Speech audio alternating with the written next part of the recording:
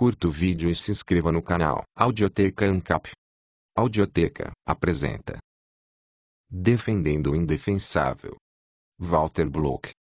Finanças. O falsificador.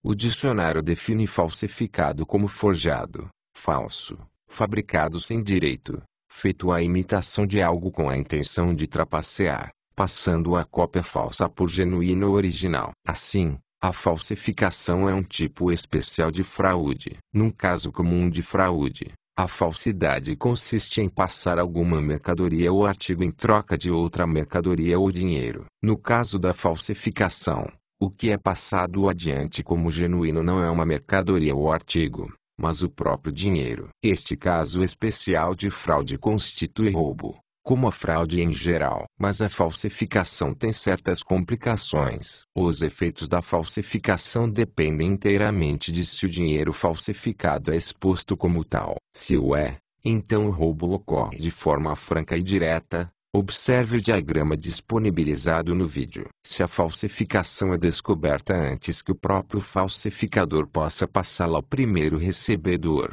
ele é pego em flagrante, e não aconteceu falsificação alguma. No ponto 1. Se a falsificação é descoberta após ter sido entregue ao primeiro recebedor, mas antes que este tenha tido a chance de passá-la adiante. Ponto 2. A falsificação monta o roubo deste primeiro recebedor. O senhor B forneceu um bem ou serviço genuíno por um pedaço de papel, que então se descobre ser fraudulento e sem valor. O pedaço de papel é destruído, e o primeiro recebedor fica sem nada. Se a descoberta é feita após o primeiro recebedor ter passado o dinheiro falso, sem saber que era falso, a um segundo recebedor, mas antes que o segundo tenha tido a chance de passá-lo a um terceiro, então o segundo recebedor arca com o prejuízo.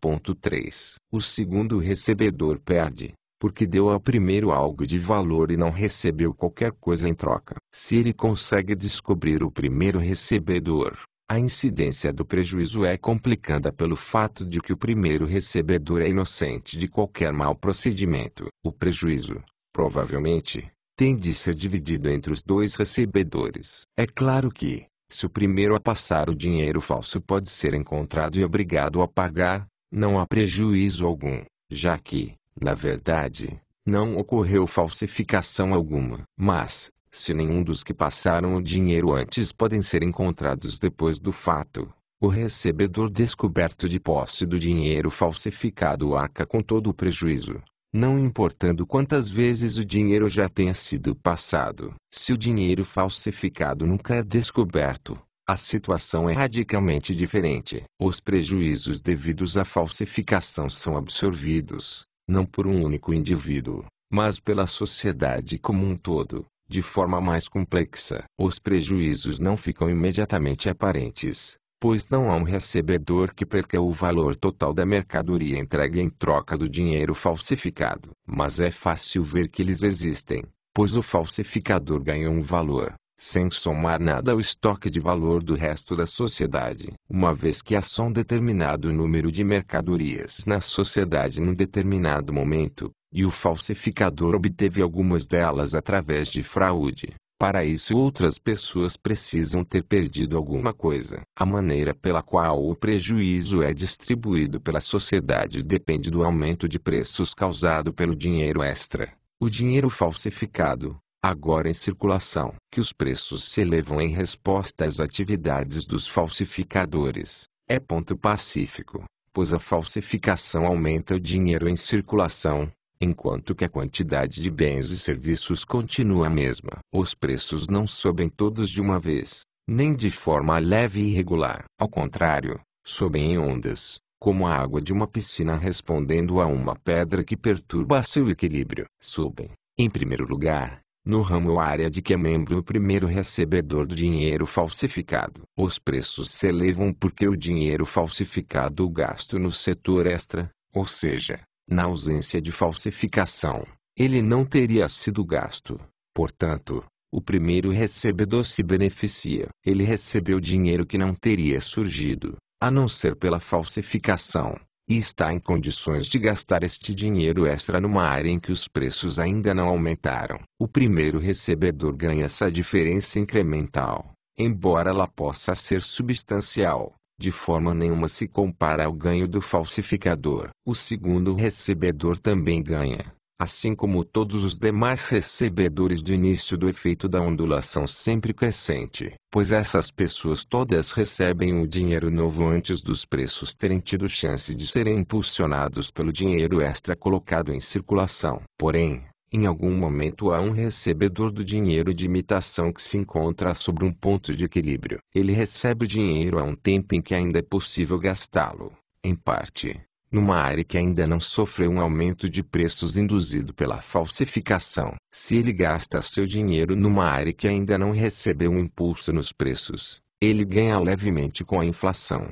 Se não, tem prejuízo. Na média, nessa fase da expansão monetária, nem se sai muito beneficiado, nem muito prejudicado, com a falsificação. As pessoas que recebem o dinheiro falsificado depois dessa fase arcam com os prejuízos da expansão monetária. Antes que eles tenham recebido qualquer dinheiro extra, os preços já subiram. Quando, finalmente, o dinheiro falsificado chega até eles, são perdedores líquidos. Há alguns grupos, como viúvas e aposentados, que sempre perdem com a falsificação, pois, enquanto a inflação induzida pelo dinheiro falsificado se expande, suas rendas permanecem fixas. Se tudo isso é verdade, como pode o falsificador ser considerado um herói? Dado que o principal resultado da falsificação que eventualmente é descoberta é trapacear a pessoa que fica na mão, e que o principal resultado da falsificação não descoberta é a inflação que eventualmente prejudica muitos de nós,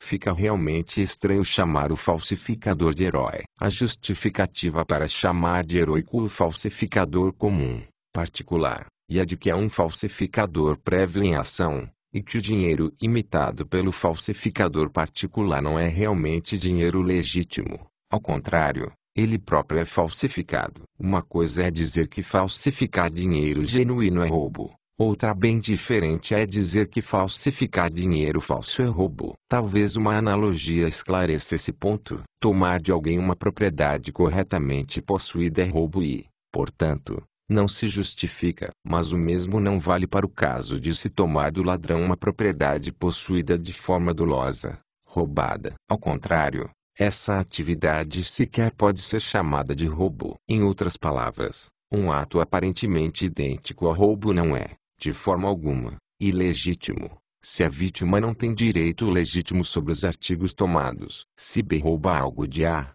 e então Graus Celsius rouba isso de B, não podemos acusar Graus Celsius de ladrão, pela simples razão de que podemos supor que o dono original, A, não pode ser encontrado por Graus Celsius. Uma transferência forçada de bens é ilegítima somente se o dono original era o proprietário de direito. Se não era, nada houve de impróprio na transferência. Da mesma forma, podemos ver que do fato de que falsificar dinheiro genuíno não sucede que seja legítimo falsificar dinheiro falso. Se pode ficar consubstanciada a alegação de que falsificar dinheiro falso não é, por si só, ilegítimo, e de que se o dinheiro original era mesmo falsificado, então fica demonstrado que o falsificador de iniciativa privada não é culpado de mau procedimento e talvez possa ser considerado heróico. A alegação de que a falsificação de dinheiro falso não é, por si só, ilegítima, baseia-se em nosso entendimento de que tal atividade é idêntica na forma de roubar de um ladrão. A definição de falsificação no dicionário falava de fabricar sem ter direito de passar a cópia falsa por genuíno ou original. Mas se o que está sendo copiado é em si falso, então o falsificador não está passando a cópia falsa por genuína. Ele apenas está passando uma outra cópia falsa. E se fabricar sem ter direito significa passar algo como genuíno, então nosso falsificador não está fabricando sem ter direito, pois não está, na verdade, tentando passar algo como genuíno. Ele só está tentando passar seu produto como uma cópia de um produto falso. O dinheiro que nosso falsificador está copiando é ele mesmo falso. É feito por um falsificador não privado, o governo. Esta é uma acusação grave e não é feita levianamente. Por mais inapetente que possa ser, o fato é que os governos em toda a parte fazem falsificações do dinheiro real, o ouro e a prata. Praticamente todos os governos, então, proíbem o uso do dinheiro real e permitem somente a utilização das falsificações que fabricam. Isso equivale a um falsificador de iniciativa privada, não só copiar o dinheiro em circulação, mas também impedir e proibir a circulação do dinheiro legal. Consideremos o sistema monetário antes dos governos nele terem se envolvido profundamente. O ouro e a prata, e os certificados de papel que os representavam, eram um meio circulante. O governo não podia simplesmente se introduzir nesse sistema e impor sua moeda fiat, moeda baseada na coerção por imperadores, reis e presidentes, e não em decisões voluntárias do povo. O povo não aceitaria essa moeda como dinheiro e não entregaria voluntariamente suas possessões ganhas com dificuldade em troca de tais símbolos. Em vez disso, o governo utilizou métodos graduais, em seu intento de tomar para si o controle do mecanismo monetário. Sob o sistema do ouro, cunhadores privados convertiam barras de ouro em moedas. O peso dessas moedas era certificado pelos cunhadores privados, cuja reputação de precisão e probidade era seu principal capital em risco. O primeiro passo do governo foi arrebatar para si o monopólio do controle dos cunhadores, proclamando que a cunhagem era de domínio próprio do soberano, e que aos cunhadores privados não deveria ser confiada tão importante tarefa. Com isso, o governo estatizou a moeda. O segundo estágio foi a adulteração. Antes de imprimir a figura do monarca na moeda, para testar o peso e qualidade, as moedas eram suadas, era estampado um peso nominal maior do que o peso real. Foi desta forma que começou a falsificação do governo. A terceira medida foi a promulgação de leis de aceitabilidade obrigatória da moeda. Essas leis determinavam que o dinheiro fosse comercializado e contado pelo seu valor nominal oficial, e por nenhum outro valor, como baseado no peso. Uma moeda com valor nominal de 10 onças de ouro podia legalmente ser usada para pagar uma dívida de 10 onças de ouro, muito embora a moeda real pesasse apenas 8 onças de ouro. Os protestos dos credores eram ignorados pelo sistema judiciário do soberano. Segundo a lei de aceitabilidade, o propósito de tal lei era, é claro, estabelecer a aceitabilidade do dinheiro falsificado pelo governo. O governo logo achou que aquela era uma operação pequena. A adulteração de moedas tinha limitações. Porém, mesmo substituindo lentamente as moedas plenas, aquelas com uma quantidade de ouro igual a seu valor nominal, por outras, adulteradas, moedas que intrinsecamente valiam menos do que metal, isso ainda não renderia muito. Mesmo que o governo confiscasse até 100% do valor da moeda, o valor de todas as moedas era limitado no total. Tinha início, então, um caminho para a falsificação com um potencial muito maior. Foi, então, introduzida a quarta medida. O governo simplesmente parou de substituir moedas de ouro por moedas com menos ouro e começou a criar moedas representando mais ouro do que ele possuía. Nem o valor do ouro das moedas, nem o das barras de ouro, e nem mesmo o valor do ouro no solo, não mais limitariam o escopo da falsificação pelo governo. Com essa inovação, a falsificação do governo entrou no quinto estágio. O primeiro estágio civilizado, papel moeda, cédulas de dólar etc., podiam, agora, ser criados aparentemente sem restrição. As prensas foram colocadas em alta velocidade, e a inflação induzida pela falsificação do governo começou a ter seu lugar no mundo moderno. Como sexta medida, o gasto do governo recebeu outra injeção de ânimo, fabricar papel moeda, o que começou no quinto estágio. Tinha sido um avanço em relação à falsificação de moedas, mas a perspectiva de controlar bancos e dinheiro na forma de talões de cheques era um avanço ainda maior. Dependendo das exigências de reserva dos bancos, o sistema bancário podia criar uma expansão monetária múltipla,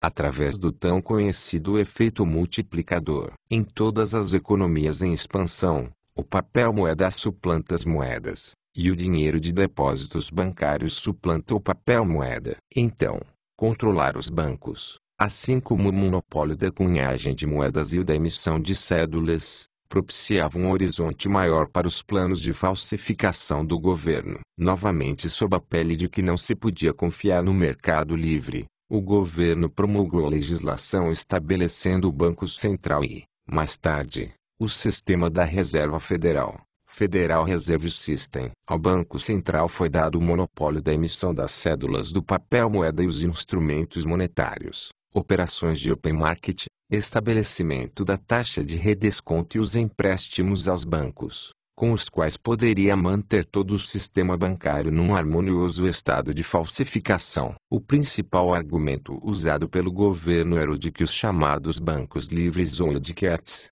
localizados principalmente em áreas inacessíveis do meio-oeste, eram negligentes em compensar suas notas bancárias. Essa acusação era verdadeira, na maioria dos casos, mas as razões para isso, que vêm da Guerra de 1812, são ilustrativas. Na época dessa guerra, os bancos da Nova Inglaterra eram os mais sólidos do país, mas a Nova Inglaterra também era parte do país mais oposta à guerra. O governo central teve, então, de tomar empréstimos, principalmente dos bancos do meio-oeste, cuja emissão de notas de longe suplantava seus estoques de ouro. O governo abrogava a si próprio o dever de manter a probidade financeira dos bancos, mas não o cumpria. O governo gastou muito desse dinheiro, na forma de notas bancárias, na Nova Inglaterra. Quando esses bancos apresentavam as notas dos bancos do meio-oeste para resgate, o governo esquivava-se ainda mais de seus autoproclamados deveres,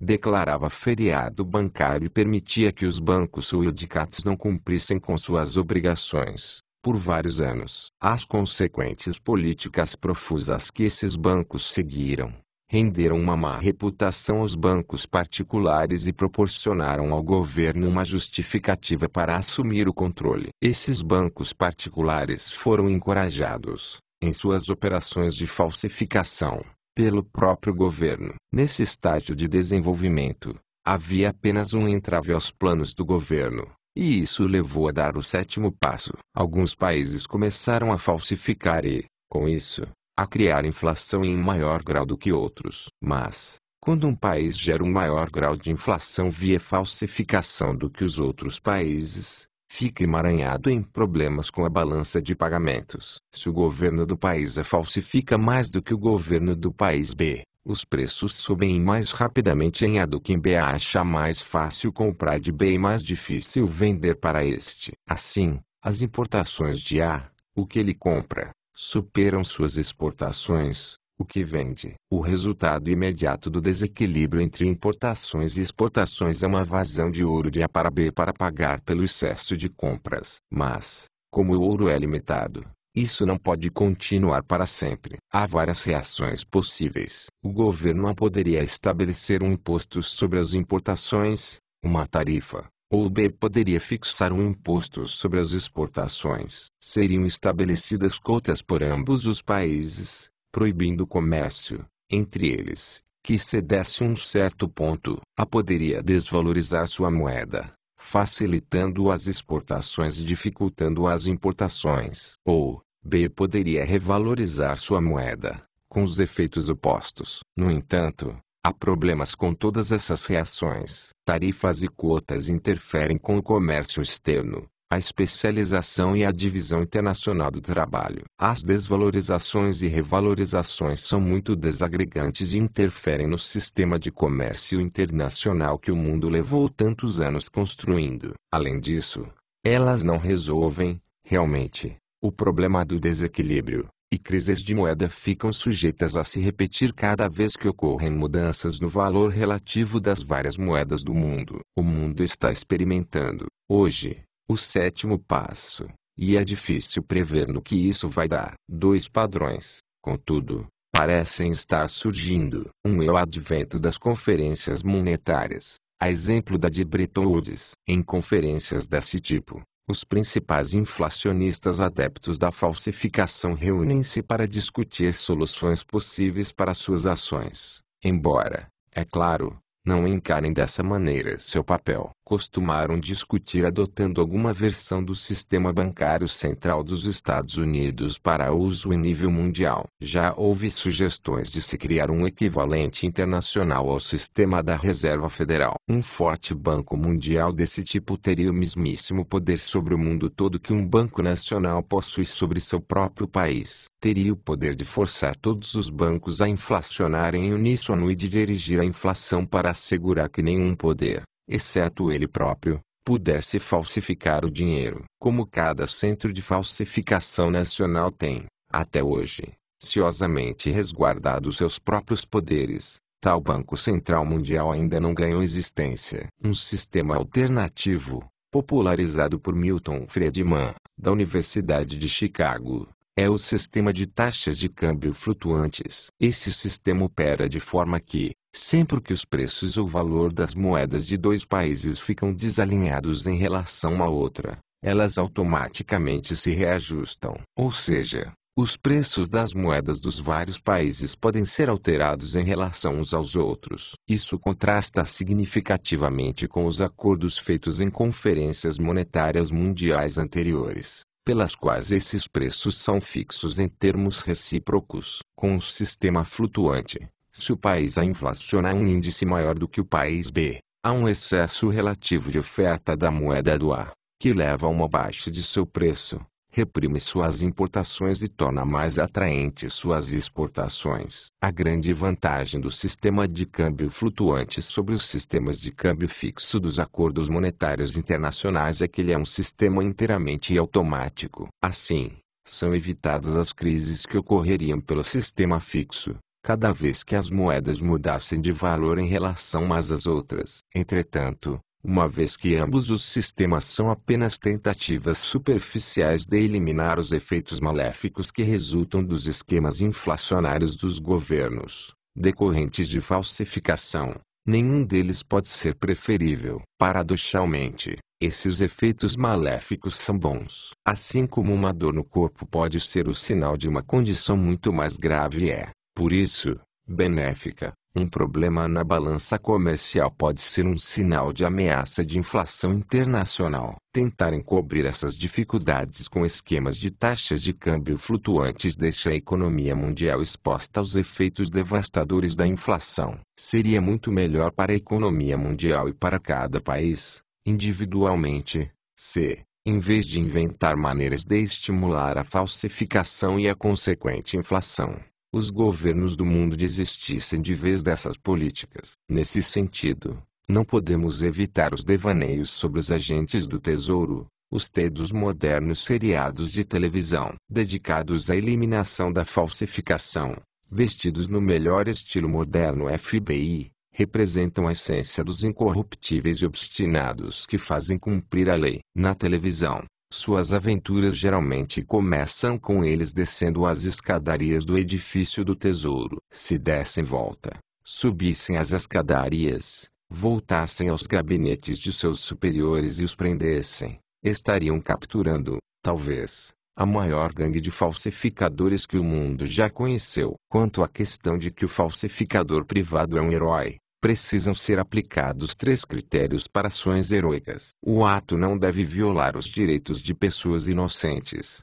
O ato deve ser de grande benefício a grande número de pessoas, e tem de ser executado com grande risco pessoal. Não pode haver dúvida quanto ao terceiro ponto. Os falsificadores não governamentais operam com alto risco para eles próprios. O governo declarou essa atividade ilegal. O Departamento do Tesouro gasta grandes somas para prender falsificadores particulares. O governo está sempre pronto a perseguir todos aqueles acusados de falsificação e encarcerar todos os que forem julgados culpados. Não se pode duvidar que o critério risco está mais do que atendido. Além do mais, está claro que as atividades dos falsificadores privados são benéficas ao público. A falsificação não governamental, se permitida, significaria a ruína do sistema de dinheiro falsificado do próprio governo. A medida da atuação dos falsificadores particulares é a mesma medida na qual decresce a efetividade do sistema de falsificação do próprio governo. O fato de que o sistema do governo de falsificação é muito prejudicial constitui,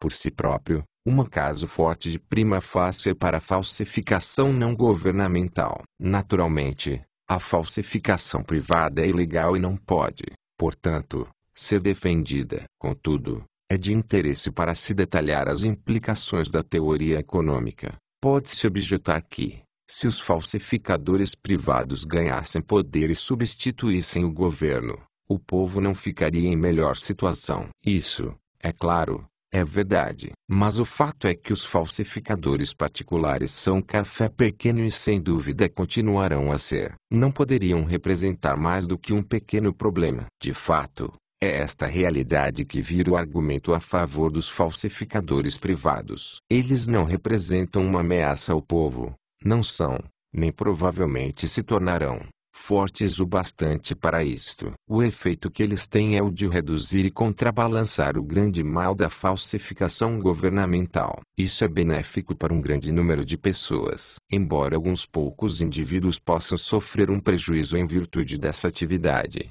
no balanço geral a atividade do falsificador privado é mais benéfica do que prejudicial. E, deve ser lembrado, sua atividade não é fraudulenta, nem, consequentemente, imoral, uma vez que não procura passar dinheiro falso por genuíno.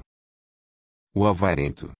O avarento jamais se recuperou do ataque que lhe fez Charles Dickens em Um Cântico de Natal. Embora o avarento tivesse sido duramente criticado antes de Dickens, a figura de Ebenezer Scrooge hoje tornou-se definitiva e passou para o folclore de nossa época. Essa postura impregna até os livros de economia dos calouros. Neles, o avarento é redondamente condenado e culpado pelo desemprego, as mudanças nos ciclos dos negócios e depressões e recessões econômicas. No famoso ou, antes, infame paradoxo das economias, ensina a seus jovens estudantes de economia que, embora economizar seja significativo para um indivíduo ou uma família, pode ser uma tolice para a economia como um todo. A doutrina keynesiana predominante sustenta que, quanto mais poupança há numa economia, menor o gasto com o consumo, e, quanto menor o gasto, menor o número de empregos. É tempo de se pôr um fim a todos esses conceitos falsos. Muitos e variados benefícios derivam da poupança. Mesmo desde que o primeiro homem das cavernas guardou sementes de milho para plantar mais tarde, a raça humana vem tendo um débito de gratidão para com os que o juntam, os avarentos e os poupadores. E essas pessoas que se recusaram a usar de uma vez só todo o seu estoque de riqueza e, ao contrário, optaram por economizá-lo para quando precisassem, que devemos o equipamento capital que nos possibilita aspirarmos a um padrão de vida civilizado. E verdade, é claro, que essas pessoas se tornaram mais ricas do que seus próximos e quem sabe por isso tenham ganhado sua inimizade. Talvez o processo todo de economia e acumulação tenha tomado a forma de uma reputação, junto com o poupador. Mas a aversão não é merecida, pois os salários ganhos pelas massas dependem intimamente da taxa a qual o poupador pode acumular dinheiro. Há, por exemplo, muitas razões que contribuem para o fato de que os trabalhadores americanos ganham mais do que, digamos, seus colegas bolivianos. A educação, saúde e motivação do trabalhador americano têm papéis importantes. Mas uma das principais contribuições para o diferencial de salário é a quantia de capital acumulada pelos empregadores americanos, maior do que a acumulada pelos bolivianos. E esse não é um caso excepcional. O poupador tem sido instrumental, ao longo da história, em elevar as massas acima do estado de selvageria. Talvez seja objetado que existe uma diferença entre poupar, ato reconhecido como produtivo no processo de acumulação de capital, e acumular, reter dinheiro, deixando de gastá-lo com o consumo, e que o poupador canaliza seu dinheiro para as indústrias de bens de capital, onde pode gerar algum bem, que o dinheiro acumulado é completamente estéril. O acumulador, alegar-se-á, reduz o dinheiro recebido pelos varejistas, forçando-os a demitirem empregados e reduzirem pedidos aos intermediários. Os intermediários, por sua vez, são forçados a reduzir seu quadro de pessoal e cortar os pedidos atacadistas. O processo todo, sob a influência dos acumuladores, repete-se por toda a estrutura de produção. Quando demitidos, os empregados têm menos para gastar no consumo de mercadorias, compondo, assim, o processo. Acumular é, portanto, encarado como estéril e destrutivo. O argumento é plausível, exceto por um ponto crucial que este argumento inspirado na doutrina keynesiana deixa de levar em conta: a possibilidade de mudanças nos preços. Antes de um varejista começar a despedir empregados e cortar pedidos, por causa das mercadorias não vendidas, ele, em geral, tenta baixar seus preços. Faz uma liquidação ou usa outra técnica equivalente a uma redução do preço. A não ser que seus problemas devam-se à falta de qualidade de seus produtos. Isso basta para romper o círculo vicioso do desemprego e recessão. Como assim? Ao reter dinheiro que iria para o mercado consumidor e não disponibilizar esse dinheiro para a compra de bens de capital, o avarento causa uma redução do dinheiro em circulação. A quantidade de bens e serviços continua a mesma, uma vez que uma das coisas mais importantes na determinação do preço em qualquer economia é a relação entre a quantidade de dinheiro e a quantidade de bens e serviços. O avarento consegue baixar os preços. Consideremos um modelo simplista, mas não de todo impreciso, no qual todos os dólares da economia são oferecidos em troca de todos seus bens e serviços. Assim, quanto menos forem os dólares, maior será o poder de compra de cada um deles. Já que a acumulação pode ser definida como a ação de reduzir a quantidade de dinheiro em circulação, e, de resto, menos dinheiro significa preços mais baixos.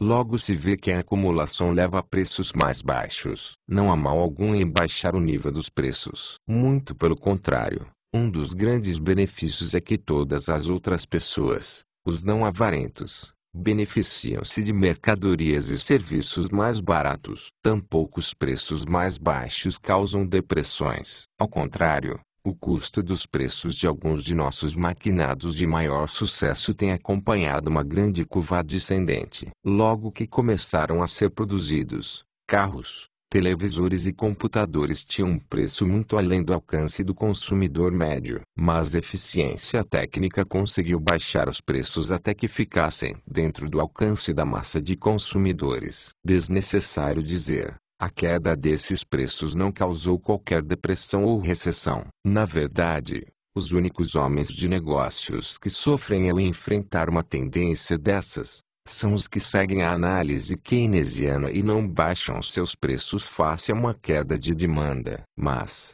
longe de causar uma depressão cada vez maior, como sustentam os keynesianos, alguns homens de negócios conseguem apenas levar a si próprios à falência. Quanto ao resto, os negócios continuam tão satisfatórios quanto antes, mas com um nível de preços mais baixo. A causa das depressões, portanto, está em alguma outra parte. Da mesma forma, não há substância na objeção à acumulação sob a alegação que ela é desagregadora e que continuamente força a economia a se ajustar. Mesmo que fosse verdade, isso não justificaria condenar o ato de acumular, pois o livre mercado é proeminentemente uma instituição de ajuste e reconciliação de tendências divergentes em constante mutação. Para criticarmos a acumulação por essa razão, também teríamos de criticar as mudanças dos estilos de vestir, pois elas constantemente recorrem ao mercado em busca de um ajuste de sintonia fina. Acumular nem mesmo é um processo desagregador,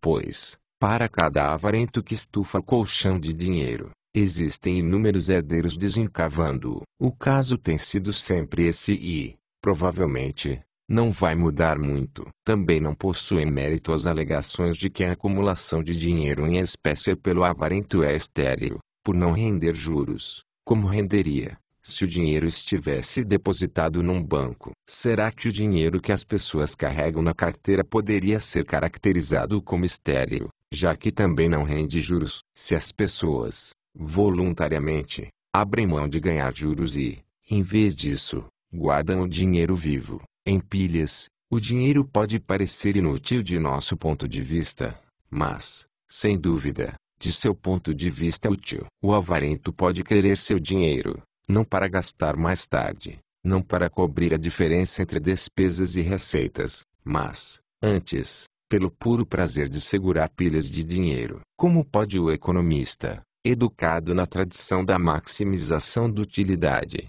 caracterizar o prazer de estéril? Os amantes da arte que colecionam pinturas e esculturas raras, não são considerados como que exercendo uma atividade estéril. As pessoas que têm cães e gatos unicamente por diversão, e não como investimentos, não são descritas como exercendo uma atividade estéril. Os gostos diferem de pessoa para pessoa, e o que é estéril para uns, pode não ser, nem de longe, para outros. A acumulação de grandes pilhas de dinheiro pelo avarento só pode ser considerada heroica. Beneficiamo-nos com os níveis reduzidos de preços que disso resultam. O dinheiro que temos e que estamos dispostos a gastar fica mais valorizado, permitindo que o comprador compre mais com a mesma quantia. Longe de ser prejudicial à sociedade, o avarento é um benfeitor, aumentando nosso poder de compra cada vez que acumula.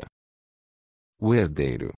Os herdeiros geralmente são pintados como indivíduos irresponsáveis, ociosos e preguiçosos, que gozam uma vida de luxos sem terem tido de ganhar para isso. Este talvez seja um retrato fiel de muitos deles. Mas isso não diminui o papel heróico desempenhado pelo herdeiro. Uma herança é simplesmente um tipo de presente. Um presente que é dado mediante a morte. Assim como presentes dados quando de nascimentos, aniversários, casamentos, bodas, Natal, Páscoa, etc. Ela pode ser definida como a transferência voluntária de considerações de uma pessoa para outra. Não podemos, portanto, ser contra as heranças e, ao mesmo tempo, ser a favor de outros tipos de presentes. Ainda assim, muitas pessoas fazem exatamente isso. Seu preconceito contra a herança é incitado por imagens de ladrões que passam para seus filhos o que ganharam de forma desonesta. Vêem membros da classe dominante acumulando fortunas,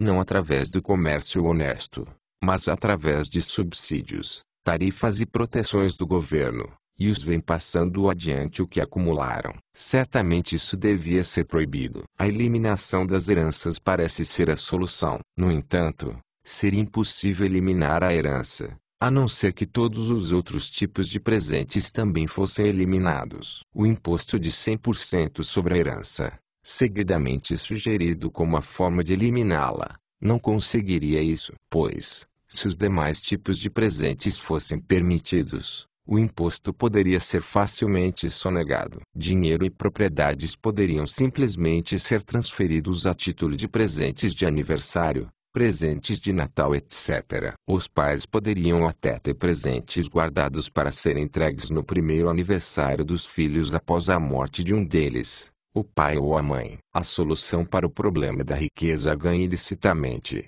com crimes de colarinho branco ou por outras formas, não está em impedir que a geração seguinte obtenha os fundos ganhos desonestamente, mas em assegurar que esses fundos não sejam ganhos. Em primeiro lugar, a atenção deveria estar antes focada em retomar a propriedade ilícita e devolvê-la à vítima. Argumentar-se-á que os 100% de impostos sobre a herança são a segunda melhor política, que, já que não temos o poder de despojar os criminosos de seus ganhos desonestos, sejam feitas tentativas de negar-lhes a oportunidade de passarem suas fortunas para os filhos. Isso é contraditório. Se está faltando o poder para fazer justiça aos criminosos, porque os colarinhos brancos criminosos controlam o sistema da justiça, então, evidentemente, há falta de poder para impor-lhes o imposto de 100% sobre a herança. Na verdade, mesmo que o imposto desses pudesse ser aprovado e entrasse em vigor, a criação do igualitarismo que realmente anima propostas desse tipo não vingaria, pois o verdadeiro igualitarismo não significa apenas uma igual distribuição do dinheiro, mas também uma igual distribuição de considerações de ordem não monetária. Como os igualitários iriam reparar as iniquidades entre os que veem e os que são cegos, os que têm talento musical e os que não têm, os que são bonitos e os que são feios, os que são presenteados e os que não são, e as iniquidades entre os que têm disposição alegre e os que são inclinados à melancolia, como os igualitários os mediariam. Será que se poderia tirar o dinheiro do que tem felicidade demais e dá-lo aos que têm de menos, como compensação? Quanto vale uma disposição alegre? Será que $10 anuais comprariam 5 unidades de felicidade? O ridículo de uma postura dessas poderia levar os igualitários a adotarem uma segunda melhor política, como a usada pelo ditador em Harrison Bergeron, um dos contos do livro Welcome to the Monkey House, de Kate Vonnegut. No conto, as pessoas fortes eram obrigadas a carregar pesos, a fim de ficarem niveladas com o resto do povo. Os indivíduos com tendência musical eram obrigados a usar fones de ouvido que emitiam sons estridentes, na proporção de seu talento musical. Pela lógica, é a isso que conduz o desejo de igualitarismo. A eliminação da herança monetária é apenas o primeiro passo. São o herdeiro e a instituição da herança que se põe no caminho entre a civilização tal qual a conhecemos e um mundo em que não seja permitido que qualquer talento ou felicidade frustre a igualdade. Se a individualidade e a civilização forem prezadas, o herdeiro será colocado sobre o pedestal que, afortunadamente, merece. O prestamista. Desde os tempos bíblicos, quando os mercadores foram expulsos do templo, os prestamistas têm sido desprezados, criticados, vilipendiados, perseguidos e caricaturizados. Shakespeare, em O Mercador de Veneza, caracterizou o prestamista como um judeu que corria de um lado para outro tentando cobrar sua libra de carne. No cinema, no filme T. Pawnbroker, o prestamista era objeto de repugnância. O prestamista, porém, juntamente com seus primos em primeiro grau, o usurário, o penhorista e o agiota, tem sido muito mal julgado. Embora prestem um serviço necessário e importante, eles ainda assim são extremamente impopulares. O emprestar e o tomar emprestado existem porque as pessoas diferem quanto à sua taxa de preferência temporal, a taxa a qual estão dispostas a negociar o dinheiro que possuem no presente pelo dinheiro que receberão no futuro. O Sr. A pode estar ansioso por ter dinheiro agora mesmo e não liga muito para o dinheiro que poderá ter no futuro. Está disposto a desistir de $200 no ano que vem, para ter $100 agora. O Sr. A tem uma taxa de preferência temporal muito alta. Na outra ponta do espectro, estão as pessoas com taxas de preferência temporal muito baixas. Para elas, o futuro dinheiro é quase tão importante quanto o dinheiro atual. O Sr. B, com uma baixa taxa de preferência temporal, está disposto a desistir de apenas $102 no ano que vem, para receber $100 agora. Ao contrário do Sr. A, que se importa muito mais com o dinheiro atual do que com o futuro dinheiro, o Sr. B não abriria mão de uma grande importância de futuro dinheiro em troca de dinheiro vivo e à vista. Note-se que não existe uma preferência temporal negativa, ou seja, uma preferência por dinheiro no futuro ou dinheiro no presente. Isso equivaleria a dizer que não haveria preferência por abrir mão de $100 no presente a fim de obter $95 no futuro. Isso é irracional, a não ser que haja outras condições operando, que não há preferência temporal. Por exemplo, alguém poderia querer comprar proteção para o dinheiro que está inseguro agora, mas que estará salvo daqui a um ano, etc. Ou alguém poderia querer saborear a sobremesa e adiar seu consumo para depois do jantar. Sobremesa antes do jantar, então, seria considerado um bem diferente do que sobremesa depois do jantar, não importando quanto os dois bens fossem similares em termos físicos. Assim, não há preferência demonstrada por um bem no futuro ou mesmo bem no presente, embora não seja necessário.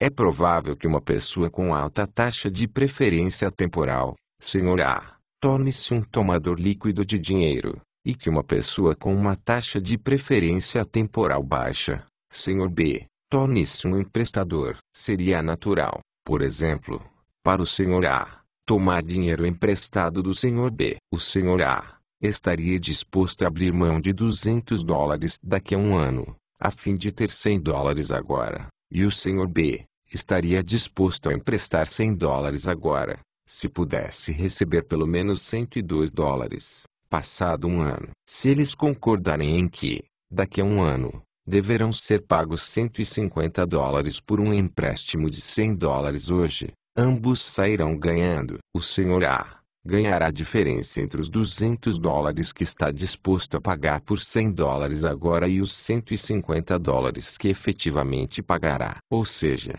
ganhará $50. O Sr. B ganhará a diferença entre os $150 que de fato vai receber, daqui a um ano, e os $102 que está disposto a aceitar, em um ano, por abrir mão de $100 agora, um ganho de $48. Na verdade, como emprestar dinheiro é um comércio como qualquer outro, ambas as partes têm de ganhar com o negócio, ou se recusariam a fazê-lo. O prestamista pode ser definido como alguém que faz empréstimos com seu dinheiro próprio ou de terceiros. No último caso, sua função é a de intermediário entre o que empresta e o que toma emprestado. Em ambos os casos, o prestamista é tão honesto quanto qualquer outro negociante. Ele não obriga ninguém a fazer negócios com ele, e nem ele é obrigado a fazer negócios com os outros. Existem, é claro, prestamistas desonestos, assim como existem pessoas desonestas em todas as situações da vida. Mas nada há de desonesto ou repreensível na atividade,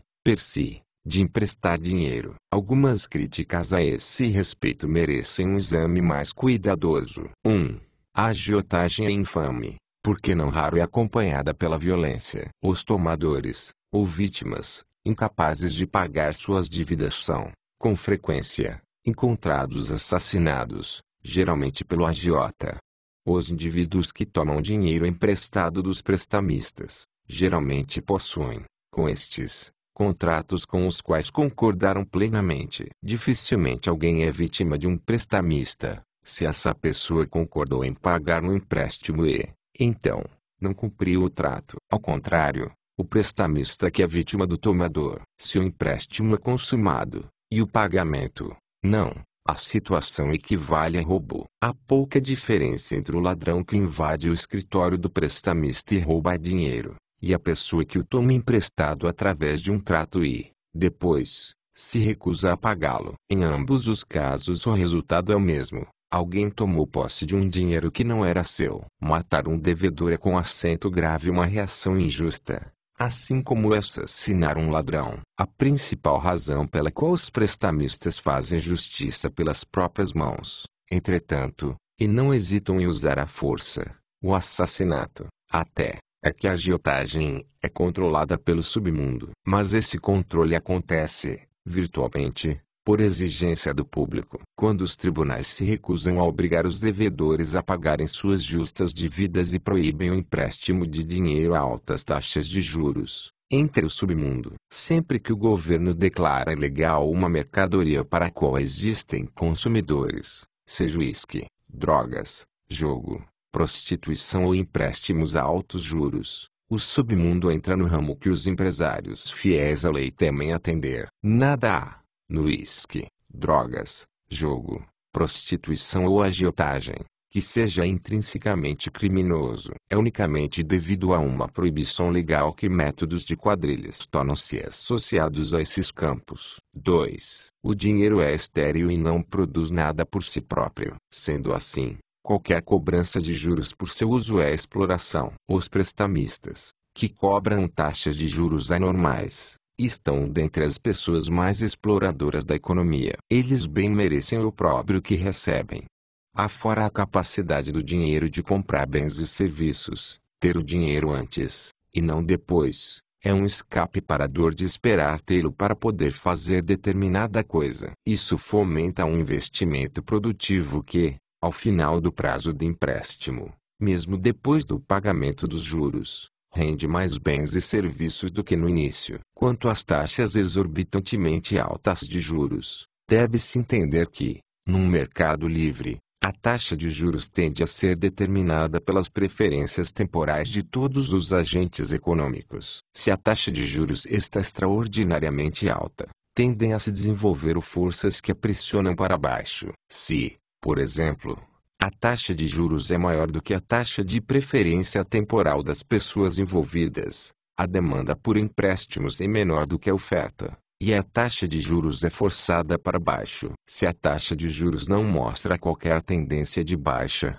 isso indica, não que ela está muito alta, e sim que somente uma alta taxa de juros pode equilibrar a demanda por empréstimos e satisfazer a taxa de preferência temporal dos agentes econômicos. Os que criticam as altas taxas de juros têm em mente uma taxa de juros justa. Mas uma taxa de juros justa ou um preço justo são coisas que não existem. Este é um conceito atávico, uma regressão aos tempos medievais, quando os monges debatiam a questão, juntamente com a questão de quantos anjos podem caber na cabeça de um alfinete. Se existe algum significado na doutrina da taxa de juros justa, só pode ser a da taxa que pode ser ajustada voluntariamente entre dois adultos, ou seja, nada mais, nada menos do que a taxa de juros de mercado. 3. Abre aspas. Os prestamistas exploram os pobres cobrando destes taxas de juros maiores do que cobram de outros credores. Fecha aspas. É mito corrente que os ricos compõem, virtualmente, a classe dos que emprestam como um todo, e os pobres, virtualmente, toda a classe dos que tomam dinheiro emprestado. Isso, porém, não é verdade. O que determina que uma pessoa se torne um emprestador ou um tomador de dinheiro é sua taxa de preferência temporal, e não sua renda. As empresas ricas que vendem títulos de crédito são tomadores, pois a venda desses títulos representa dinheiro tomado emprestado. A maioria das pessoas ricas que possuem imóveis ou outras propriedades que sob pesadas hipotecas, são, é quase certo, tomadores, e não emprestadores. Por outro lado, qualquer viúva ou pensionista pobre que possui uma pequena conta bancária é uma prestamista. E verdade que os prestamistas cobram dos pobres taxas de juros mais altas do que cobram de outras pessoas, mas, colocado dessa maneira, isso pode gerar um mal-entendido, pois os prestamistas cobram taxas de juros maiores dos indivíduos que constituem um risco maior, os menos prováveis de pagar o empréstimo, independentemente de sua condição econômica. Uma forma de diminuir o risco de inadimplência e, consequentemente, a taxa de juros cobrada, é dar bens reais em garantia, que são confiscados, se o empréstimo não é pago. Uma vez que os ricos têm mais condições do que os pobres de oferecer tais garantias, seus empréstimos são concedidos a taxas de juros mais baixas. A razão, porém, não é eles serem ricos, e sim que o emprestador fica menos sujeito a prejuízo, em caso de inadimplência. Nada há de desfavorável ou singular nessa situação. Os pobres pagam um prêmio maior pelo seguro contra fogo, porque suas casas são menos à prova de fogo do que as dos ricos. Pagam mais pela assistência médica, porque são menos saudáveis. O custo da alimentação é maior para os pobres, porque há maior criminalidade nas zonas onde moram, e a criminalidade aumenta o custo de manter um negócio. Para ser franco, isso é lamentável, mas não é o resultado de malícia contra os pobres. O prestamista, assim como a companhia de seguros, o sistema de saúde e o armazém, tenta proteger seu próprio investimento. Imaginemos os resultados de uma lei que proibisse a usura, que pode ser definida como cobrar uma taxa de juros mais alta do que a aprovada pelo legislador. Já que são os pobres, e não os ricos, quem paga a taxa de juros mais alta, seria sobre esses que a lei teria seus primeiros efeitos. O efeito seria prejudicar os pobres e, quando muito, favorecer os ricos. A lei pareceria destinar-se a proteger os pobres de terem de pagar taxas de juros altas, mas, na verdade, ela tornaria realmente impossível para eles tomarem qualquer dinheiro emprestado. Se o prestamista tivesse de escolher entre emprestar dinheiro aos pobres a taxas que considerasse baixas demais e, simplesmente, não lhes emprestar dinheiro, não é difícil saber qual seria sua escolha. O que o prestamista faria do dinheiro que, se não fosse pela lei proibitória, emprestaria aos pobres? Ele iria fazer empréstimos exclusivamente aos ricos, porque, quanto maior a oferta de um bem num dado mercado, menor é seu preço. Não está em discussão, aqui, a questão de ser ou não justo proibir taxas de juros exorbitantes, mas somente os efeitos de uma lei nesse sentido. E esses efeitos são, de forma bastante evidente, calamitosos para os pobres. o que não contribui para a caridade. Somos cercados pela ideia de que contribuirmos para a caridade é sermos abençoados, que isso é também virtuoso, decente, bom, justo, respeitável, altruístico e amável. Da mesma forma, a recusa a contribuir para a caridade é vista com desprezo, escárnio, incredulidade e horror. A pessoa que se recusa a contribuir para a caridade é considerada um pária. Esse imperativo sociológico é sustentado por legiões de mendigos, pessoas que recolhem fundos, religiosos e outros grupos de necessitados. Somos exortados à caridade pelo púlpito, a mídia, os Hare Krishnas e os pedintes, os floristas e as crianças do Mar Shovidimes, que arrecada moedas, os aleijados, os desamparados, os empobrecidos e os fracassados. Contribuir para a caridade não é, em si, um mal, quando constitui uma decisão voluntária da parte de adultos responsáveis. Não viola os direitos do indivíduo, ainda que haja perigos na caridade e razões decisivas para nos recusarmos a contribuir. Além disso, há várias fendas na filosofia moral sobre a qual está assentada a caridade. 1. Os males da caridade. Um dos grandes males da caridade e uma das razões mais concludentes para a recusa de contribuir é que ela interfere na sobrevivência da espécie humana. Segundo o princípio darwiniano da sobrevivência do mais apto, aqueles organismos mais capazes de existir, num dado ambiente, são selecionados ao natural ao demonstrarem uma maior propensão a alcançar a idade da procriação e, com isso, deixar descendência. Um dos resultados, a longo prazo, é uma espécie cujos membros têm maior habilidade para sobreviver. Isso não implica que os fortes acabem com os fracos, como tem sido alegado. Apenas sugere que os fortes são mais bem-sucedidos do que os fracos na procriação da espécie. Assim, os mais capazes se perpetuam, e a espécie prospera. Alguns afirmam que a lei de seleção natural não se aplica à civilização moderna. Os críticos apontam rins artificiais, cirurgias de coração aberto e outros avanços da medicina, e argumentam que a lei de sobrevivência de Darwin ficou superada com a ciência moderna, pois pessoas com doenças e desvantagens genéticas, o que no passado levava a uma morte prematura, hoje continuam a viver e se reproduzem. Porém, isso não demonstra que a lei darwiniana seja inaplicável. Os modernos recursos científicos não rejeitam a lei de Darwin, somente mudaram os casos específicos aos quais ela se aplica. No passado, a característica antitética à sobrevivência humana poderia ser um coração defeituoso ou rins fracos, mas, com o advento de modernos avanços da medicina, é provável que as deficiências da saúde se tornem cada vez menos importantes como causas de seleção natural. O que se tornará cada vez mais importante será a habilidade de viver num planeta superpovoado. As características opostas à sobrevivência podem incluir uma alergia à fumaça, excesso de argumentatividade ou belicosidade. Essas características tenderão a diminuir a habilidade das pessoas de sobreviverem até a idade adulta. Elas diminuirão a chance da pessoa de manter uma situação, casamento, emprego, na qual a reprodução seja possível. Assim, se as leis darwinianas operarem sem interferência, esses traços negativos tenderão a desaparecer. Mas, se for estendida a caridade, esses traços prejudiciais serão transferidos à geração seguinte. Enquanto que esse tipo de caridade é inegavelmente prejudicial, quando privada, ela fica limitada em alcance por um tipo de lei darwiniana que se aplica aos que dão. Eles acabam arcando com parte do dano que causam. Assim, são levados, como que pela mão invisível de Adam Smith, a reduzirem seus atos de caridade. Por exemplo, se a caridade paternal ou maternal toma a forma de poupar a varinha e estragar a criança, alguns dos efeitos prejudiciais dessa indulgência repercutem nos pais. Ser alvo do comportamento de crianças estragadas tende a endurecer o indulgente. Muitos dos pais que apoiavam seus filhos e pias adultos nos anos 1960, pararam de apoiá-los quando eles próprios sofreram os efeitos prejudiciais disso.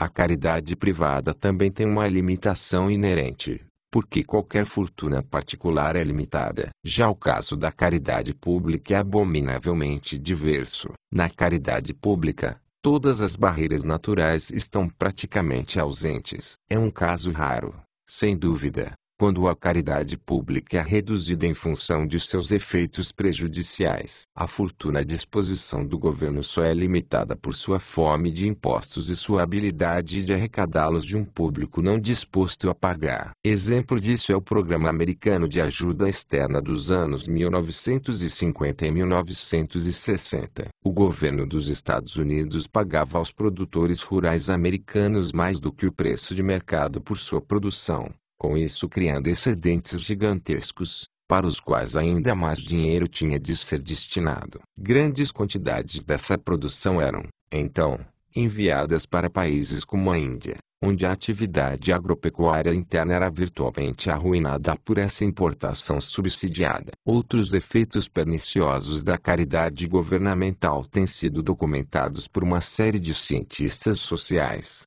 G. William Donhoff, em seu livro The Higher Circles, demonstra que instituições de caridade, como a remuneração de artesãos, acordos coletivos de trabalho, seguro-desemprego e programas de bem-estar social, foram iniciadas, não pelos que defendem os pobres, como universalmente aceito, mas pelos ricos. Esses programas promovem os interesses de sua própria classe.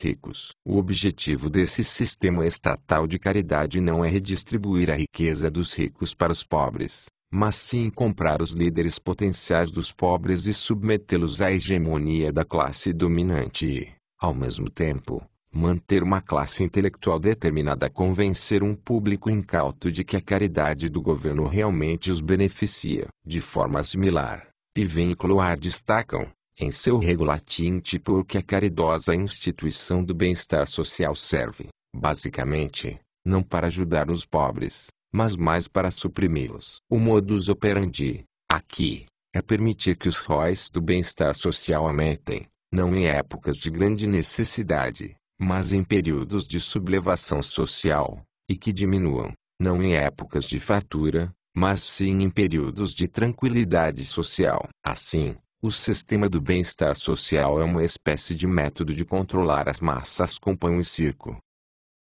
2. A filosofia por trás da caridade.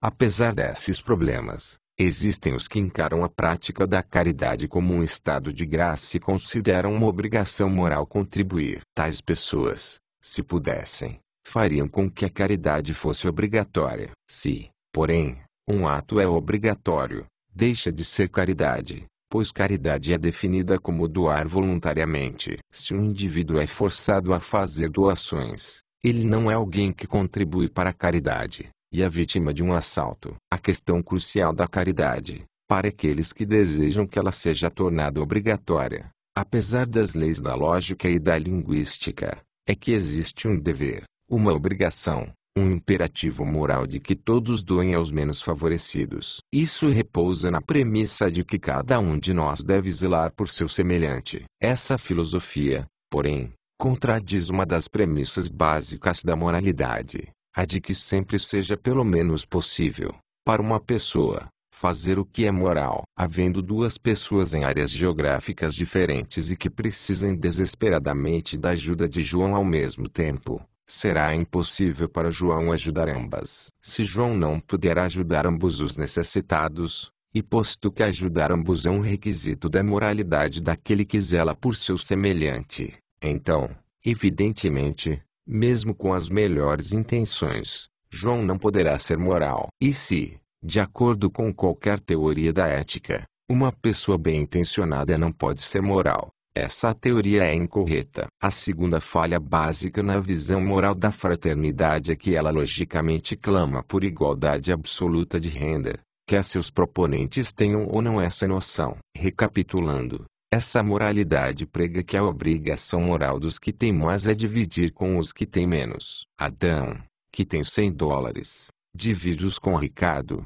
que tem apenas $5, dando-lhe $10. Adão fica, então, com $90, e Ricardo, com 15 dólares. Poderíamos pensar que Adão seguiu os ditames da filosofia de partilhar com os que têm menos. No entanto, a filosofia afirma que é obrigação de todos dividirem o que têm com os menos favorecidos. E Adão ainda possui mais do que Ricardo. Se Adão deseja agir moralmente, de acordo com a visão de fraternidade, deve dividir novamente os 90 dólares com Ricardo. A partilha só poderá ter fim quando Ricardo não possuir menos do que Adão. A doutrina da igualdade absoluta de renda, consequência necessária da filosofia da fraternidade, não admite que a prosperidade de qualquer de nós vá além das pequenas ninharias que o mais desamparado dos indivíduos seja capaz de amealhar. Com isso, essa filosofia fica em oposição direta e irreconciliável com nossa ambição natural de melhorarmos nossa sorte. Os que nisso acreditam,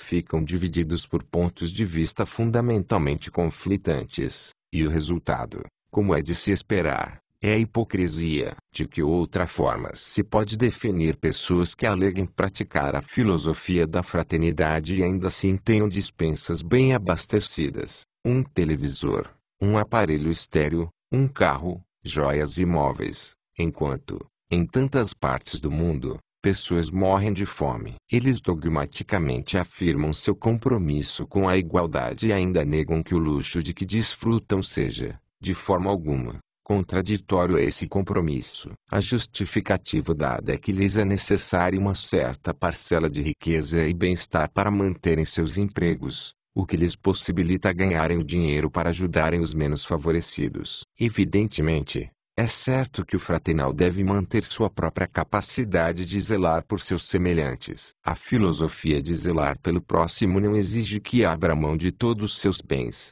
por haver pessoas em estado de inanição. Então, o rico caridoso justifica a si próprio como alguém em posição semelhante à do escravo possuído pelo senhor de escravos racionar, pois o escravo tem de estar pelo menos saudável e confortável e até satisfeito, para produzir para seu senhor. O rico caridoso, na verdade, escravizou a si próprio em benefício dos desvalidos a quem ele ajuda. Amealhou a importância de que precisa a fim de melhor servir a seu semelhante. Sua riqueza e padrão de vida não passam daquilo que um senhor de escravos racional e maximizador de lucros permitiria de que seu escravo desfrutasse. Segundo esse argumento, todas suas poças são desfrutadas unicamente na medida e com o propósito único de aumentar ou manter sua capacidade econômica de ajudar os menos favorecidos do que ele. Até poderia ser que um caridoso que vivesse num sótão, pudesse estar dizendo a verdade ao justificar,